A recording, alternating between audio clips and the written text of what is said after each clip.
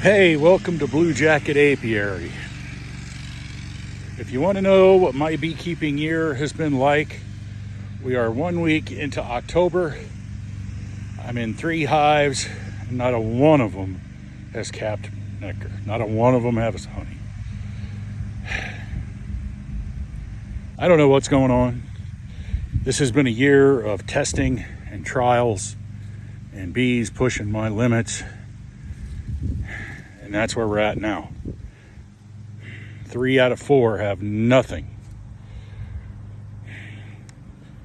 So now we're down to doing what we got to do, and that's feed till I can't feed no more.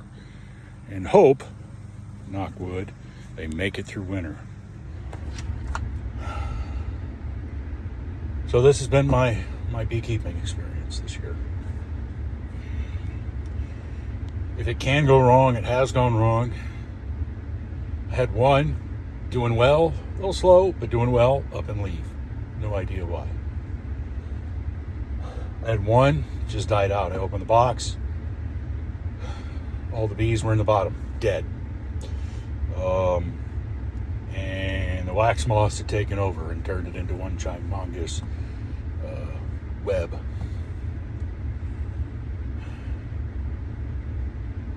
Down to 4 of 6. I didn't even bother opening the 4th because I looked at 3 and they had no stores, none. There was nothing saved. There was not even anything that was wet. I don't know what's going on. It's like they think they got another month of the year to collect nectar and start putting stuff away. But we're in the first part of October. You know, it's getting down into the 50s at night or lower. Getting up into the 70s and the 80s during the day. The time for them to do any sort of collecting is gone. The goldenrod is starting to die off, and that means that there's nothing else, at least in my area. So that means that my only choice is to give them as much 2-to-1 sugar water as I can. Hope that they've got enough time to take, a couple of gallons in per hot colony and cap it, get it dehydrated down, cap it, and get prepped for winter. Because one of the 3 was just brooding like crazy. I saw like 4 or 5 frames. I'm like, where was this back in June?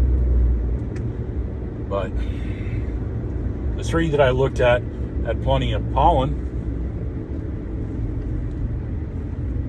I don't know. I don't know what they're thinking. I mean, normally I would trust them, and I still do to some point, but if they're waiting until the last minute, which they've never done before. Normally this time of year, there's at least 3 or 4 frames. And with them being in April, May hives, I'm not so concerned about having 9 or 10 like I might normally want. They don't have any. And so this has become a test of my patience and my knowledge this year. Do I want to keep bees anymore? Because I've had a couple of rough years, and I've really had to do some things that I didn't want to do, all in the hopes of keeping them alive. And it's just been rough.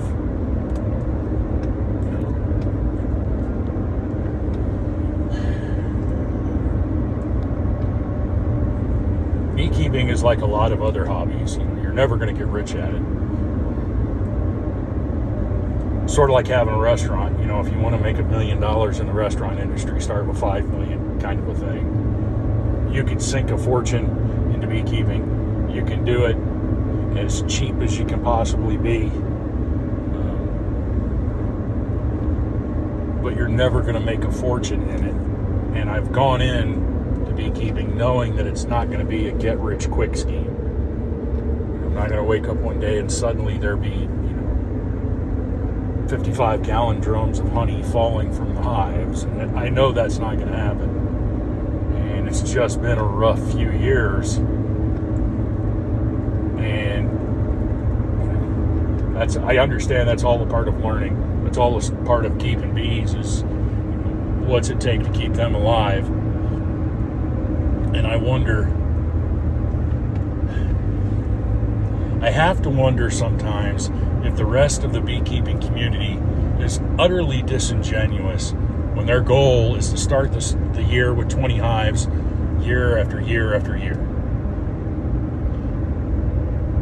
Are we doing the bees and the beekeeping community a disservice by acting as if we have to keep our colonies alive year after year after year? Because I'm a little apprehensive to say that that's how it is in the wild for unmanaged colonies where there is no beekeeper, where they find a hollow tree and they just live. Do they live 4, 5, 6 years or more with nobody intervening?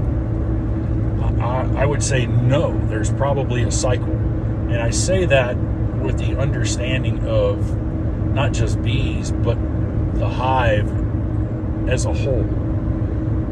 There comes a point when the wax gets to be too dirty, quote unquote, and the bees abscond because it's no longer sanitary or safe for them, because the cells in the wax just get used and used and used and used and used, and they just get dirty. And so they leave. And what happens? Wax moths move in.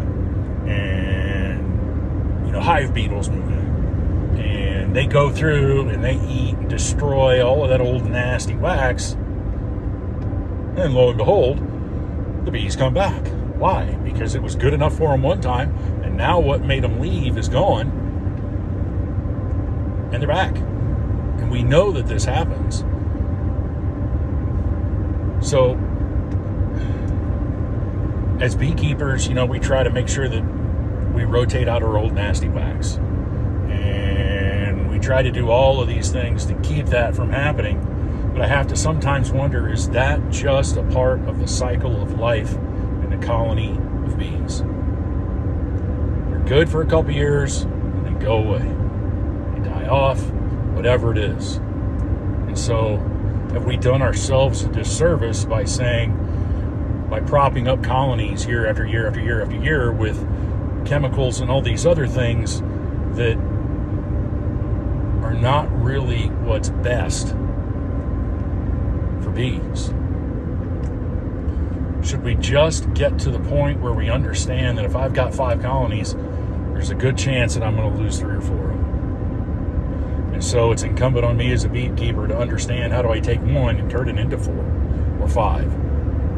And do this knowing that there might come a time when all 5 make it or all 5 don't. And we have to be okay with that. I don't know. I don't know if this is just me rambling. This is me just throwing out random thoughts based on how my day's gone with my bees.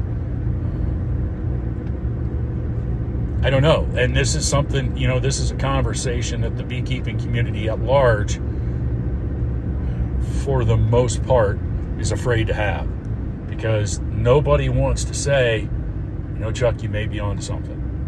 And I'm not the first person to come up with this thought. Trust me. I'm not the first guy to throw out the idea that propping up bees is not the smart way to go. I'm just not. But I am on the train when I say I don't think it is. I don't think that's the smart way to keep bees. I think the smart way to keep bees is to keep 6 colonies. Don't treat them.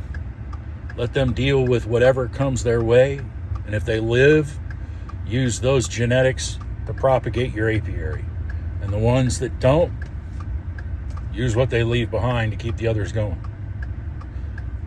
So, this is the future of beekeeping that we're talking about, trying to figure out what is best for the bees and not necessarily for the beekeepers, because I'm not a commercial beekeeper. I don't look at this as a business. I don't have 50, 60, 70,000 hives that I depend on to put food on my table. I'm just a guy with a half a dozen, colonies in his backyard, and I'd like to have 6 or 7 strong colonies, not all in my backyard. I'd like to spread them out. And just have the best bees that I can. So the plan is we're going to go buy some sugar again and make some 2-to-1 sugar water, and I'm going to feed them in feeder frames in the colonies and hope that I've got enough time to get them 4 or 5, 6 frames of honey built up. Just give them some nectar in their individual hives so that sugar water, so that they can make some stores for the winter time, and then I'll have bees next year. So there's my ramble. Y'all have an amazing weekend. Be kind.